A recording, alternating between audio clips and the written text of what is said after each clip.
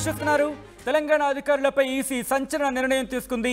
ఒకేసారి 106 మంది ఉద్యోగులను సస్పెండ్ చేసింది. ఎన్నికల కోడ్ ఉల్లంఘించి బీఆర్ఎస్ మీటింగ్ కు వెళ్లారు ఉద్యోగులు. దానికి సంబంధించిన బ్రేకింగ్ న్యూస్ చూస్తున్నారు. సిద్దిపేటలోని రెడ్డి ఫంక్షన్ హాల్లో 7వ తేదీ రాత్రి మీటింగ్ జరిగింది. మీటింగ్ పెట్టారు మెదక్ బీఆర్ఎస్ అభ్యర్థి వెంకట్రామిరెడ్డి. ఇప్పటికే వెంకట్రామిరెడ్డిపై ఈసీ కేసు నమోదు చేసింది. సీసీ కెమెరాల ఆధారంగా మీటింగ్కి వెళ్లిన అధికారులను గుర్తించడం జరిగింది. విజువల్స్ మీరు చూస్తున్నారు.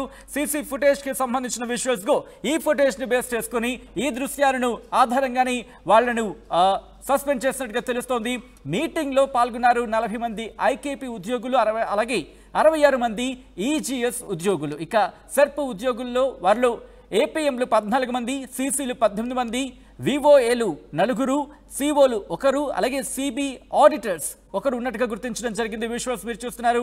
మీటింగ్ లో మాట్లాడుకుంటున్న విజువల్స్ కావచ్చు, అయితే మీటింగ్ లో పాల్గొన్న వారికి సంబంధించిన విజువల్స్. అలాగే ఈజీఎస్ ఉద్యోగుల్లో ఏపీఓలు 4, ఈసీలు 7 మంది, టీఏలు 38 మంది, అలాగే సిఓలు 18, ఎఫ్ఏలు 1 ఉన్నారు.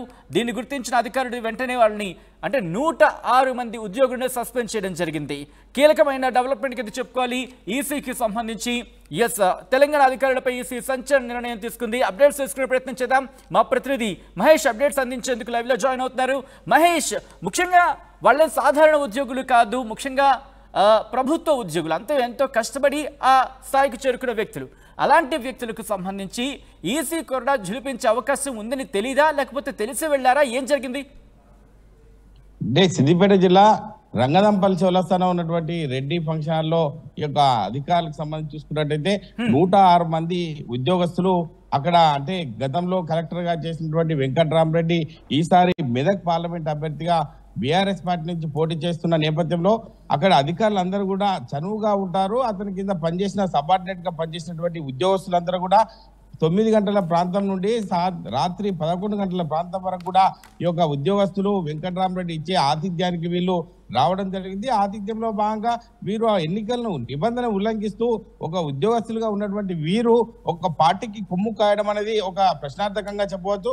ఇదే సందర్భాన్ని బట్టి చూస్తుంటే వివిధ రాజకీయ పార్టీల నాయకులు, బీజేపీ కావచ్చు, కాంగ్రెస్ కావచ్చు, ఇరు పార్టీలకు సంబంధించిన వారు ఫోన్ల సమాచారం ద్వారా ఉన్నతాధికారులకు సమాచారాన్ని సేకరించి వాళ్ళకు ఫిర్యాదు చేయడం జరిగింది. ఆ ఫిర్యాదులో భాగంగానే ఈ యొక్క ఎన్నికల అధికారులు ఈ యొక్క పాల్గొన్నటువంటి సంబంధించిన అధికారులు సంబంధించిన వారు చూసుకున్నట్టయితే ఈజీఎస్ సంబంధించిన ఉద్యోగస్తులను ఎవరైతున్నారో సీసీ కెమెరాలో రికార్డ్ అయినటువంటి ఉద్యోగస్తుల యొక్క సమాచారాన్ని సేకరించి ఈ యొక్క స్థానిక 3 టౌన్ పోలీస్ స్టేషన్ లో ఈ యొక్క ఎన్నికల అధికారి ఉదయం 5 గంటల ప్రాంతంలో ఈ యొక్క కంప్లైంట్ చేయడం జరిగింది.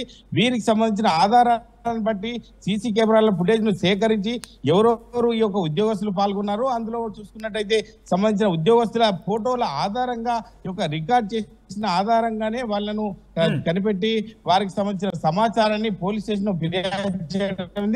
దానికి సంబంధించిన ఈ యొక్క సీసీ ఫుటేజ్ సంబంధించిన స్థానిక కలెక్టర్ మనోజ్ చౌదరికి కూడా ఈ యొక్క సీసీ ఫుటేజ్ ను ద్వారా ఉన్నటువంటి 106 మందిని ఖచ్చితంగా వీళ్ళను దానికి సంబంధించి చూసుకున్నట్టయితే ఎవరైతే పాల్గొన్నారో విధిలో ఉండాల్సిన వీళ్ళు ఎన్నికల సమయంలో ఈ యొక్క ఒక పార్టీకి కొమ్ము కాయడము ఇది మంచి పద్ధతి కాదని ఇంట్రెస్టింగ్ గా బీఆర్ఎస్ నుంచి పోటీ చేస్తున్న వ్యక్తి, ఆయన ఒక కలెక్టర్ స్థాయికి సంబంధించిన కలెక్టర్గా పనిచేసిన వ్యక్తి. ఆ వ్యక్తికి తెలిసే ఉండాలి. ఎందుకంటే ఇటువంటి పనులు కనుక చేస్తే, ఇటువంటి మీటింగ్లు కనుక ప్రభుత్వ ఉద్యోగులు కనుక వస్తే వాళ్ళ మీద చర్యలు తీసుకునే అవకాశం ఉందని చెప్పి, సో ఈ నేపథ్యంలో ఈసీ ఇప్పుడు వాళ్ళ మీద చర్యలు తీసుకునే పరిస్థితి కనిపిస్తోంది. ఇన్ఫాక్ట్ వెంకట్రామిరెడ్డి మీద కూడా కేసు నమోదైన పరిస్థితి ఉంది. కాబట్టి ఎలాంటి చర్యలు తీసుకునే అవకాశం ఉందని చెప్పి చర్చ జరుగుతోంది.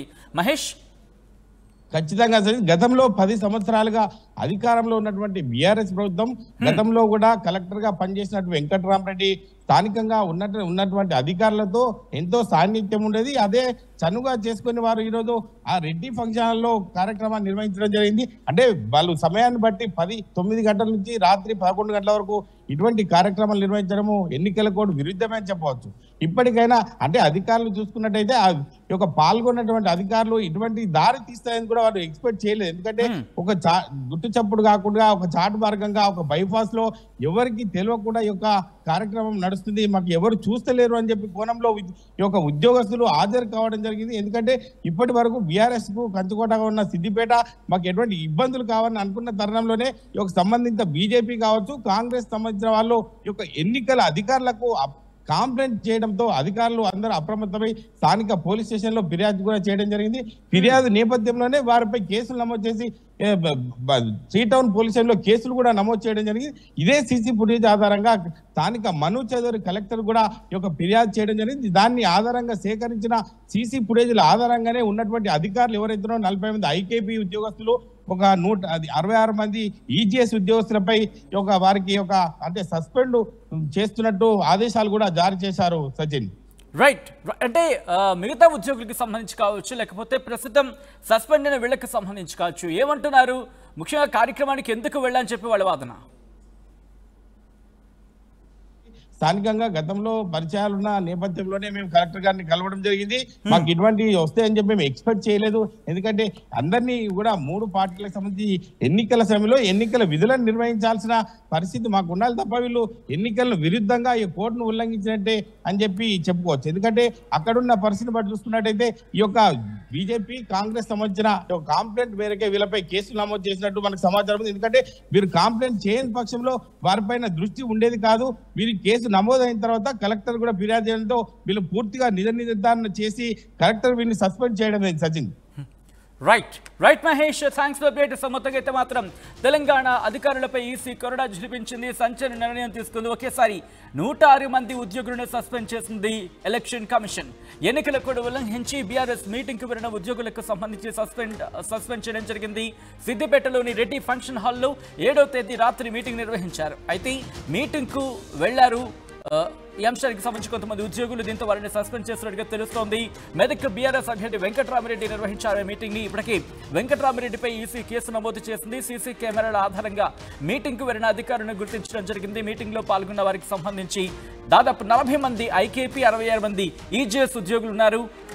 ఈ అంశానికి సంబంధించి వారి మీద చర్యలు తీసుకున్నట్టుగా తెలుస్తోంది.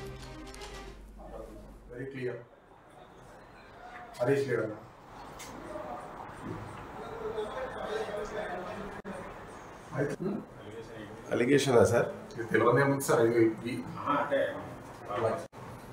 ఇప్పుడు ఏం సార్ ఎలక్షన్ టైంలో లైట్లు బంద్ చేసుకొని ఒక అభ్యర్థి గవర్నమెంట్ ఎంప్లాయీస్ మీటింగ్ పెడితే గవర్నమెంట్ ఎంప్లాయీస్ ఓకే దొరికినా ఉన్నాడు సుడాశేఖర్ నేను కనుక